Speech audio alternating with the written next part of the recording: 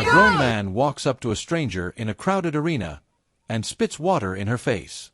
Because her team won. That's not the only ugly moment from this game. Before the final buzzer even sounded, two teenage girls were reportedly cursed out by a team co-owner for holding a sign that said, "Thank you for speaking up for girls." Welcome back to the channel. Two separate incidents, one wild night in Seattle, and a franchise now issuing a public apology. Let's break down exactly what happened, what's confirmed, and what's still just allegation. Tuesday night, Climate Pledge Arena in Seattle. The Indiana Fever came in and beat the Seattle Storm 105-95, with Caitlin Clark and Kelsey Mitchell both having big nights and Sophie Cunningham chipping in from beyond the arc. But the story of the night had almost nothing to do with the box score. Before tip-off, a rally had formed outside in support of Sophie Cunningham, following her recent public comments about transgender athletes in women's sports. Fans on both sides of that debate showed up to the game, some with signs supporting Cunningham, others with signs supporting inclusion. That tension in the building set the stage for everything that followed. The teen girls and the CO owner. Let's start with the incident that's gotten the most direct confirmation, because this is the one the team itself has actually responded to. Two teenage fans, sisters by some accounts, came to the game holding a sign that read, "Thank you, Sophie, for speaking up for girls," along with a "We love you" soft sign. According to the girls' own account afterward, they said they weren't trying to make a political statement, just showing support for a player and, in their words, for other women in sport. Their account of what happened next is genuinely uncomfortable to hear. They say a woman approached them, initially seeming friendly, then escalated quickly, telling them she hoped they could be forgiven for their sin, calling them, in their words, an expletive equivalent to insane, and telling them to stop what they were doing. One of the girls said she was left in tears, and said she'd never been yelled at like that in person before. They say they later found out, after someone identified the woman for them, that she was one of the team's co-owners. Separately, they described a man nearby yelling, "Take the trash out," toward arena staff, apparently in reference to them and other supporters sitting near them. Here's the part that moves this from "he said, she said" to something more concrete. The Seattle Storm organization actually put out a statement. Majority owner Ginny Gilder confirmed that one of the team's co-owners made comments to two fans in attendance, and apologized, saying, "Everyone who attends a Storm game deserves to feel welcome." The team didn't name which co-owner was involved or go into detail about exactly what was said. That's a meaningful confirmation. The organization isn't disputing that something happened. They're owning that an exchange took place and apologizing for it, even without confirming every detail of the girl's account word for word. Why this particular moment hit so hard? I think it's worth sitting with why this story spread the way it did, beyond just team owner behaves badly. These were two 16-year-old girls. They weren't heckling players, they weren't blocking aisles, they weren't being disruptive. By every account, including from people around them, they were sitting quietly, holding signs, and cheering for both teams. And the person who allegedly confronted them wasn't just another fan in the crowd. She was, according to multiple reports, part of the ownership group of the team hosting the game. There's also something particularly jarring about the specific framing being used, if the girl's account is accurate, invoking religion and forgiveness before allegedly cursing at them. That combination is part of why this clip resonated so strongly online. It reads less like a heated sports argument and more like an adult publicly berating kids for holding an opinion sign.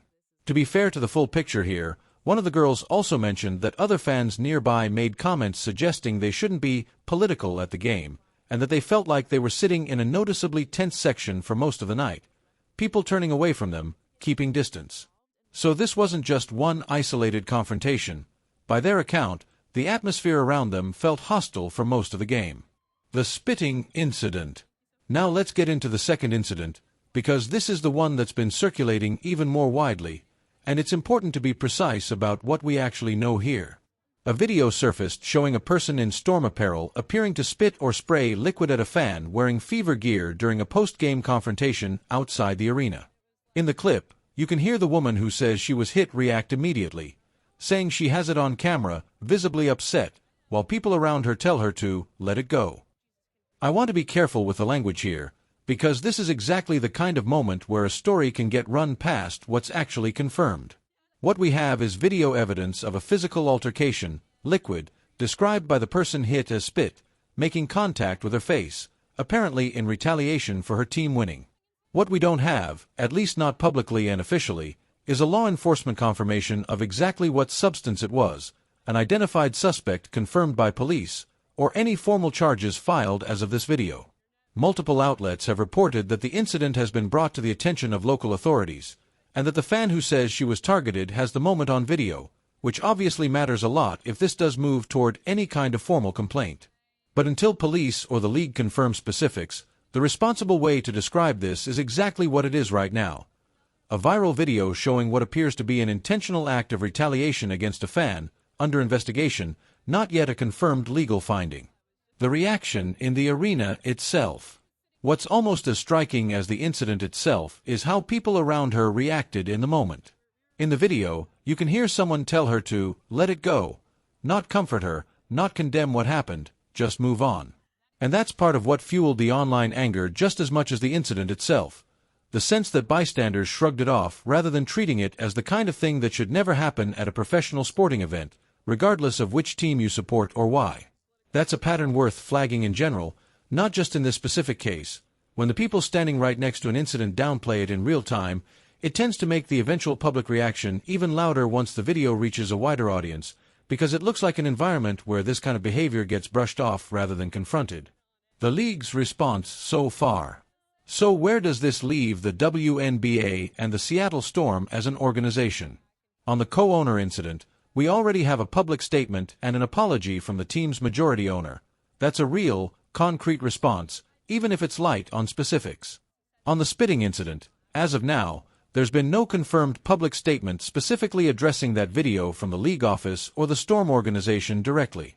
That gap, a same-night incident that hasn't gotten the same level of direct institutional response, is exactly what's fueling a lot of the "why isn't this getting more attention" reaction you're seeing online. Whether that changes in the coming days depends a lot on whether the video continues to spread, whether local authorities confirm any kind of formal investigation, and whether the fan involved decides to pursue this further. Viral sports incidents like this one often either fade within a news cycle or escalate quickly once an official body, police, the league, the team, puts out a statement confirming specifics. Right now, we're sitting in that in-between window. The bigger picture. Fan culture around this rivalry. It's worth zooming out here, because this game didn't happen in a vacuum. The atmosphere around Fever road games this season has been unusually charged, largely because of how much attention, good and bad, has followed Caitlin Clark and, more recently, Sophie Cunningham's public comments on trans athletes in sports. That combination means road arenas hosting the Fever right now are dealing with genuinely divided crowds, often including fans who may not have followed the WNBA closely before the season at all. That's not inherently a bad thing for the league. Bigger crowds, more attention, more revenue. But it also means arena staff, ownership groups, and opposing fans are navigating a level of tension that a lot of buildings simply weren't set up to handle a couple of years ago.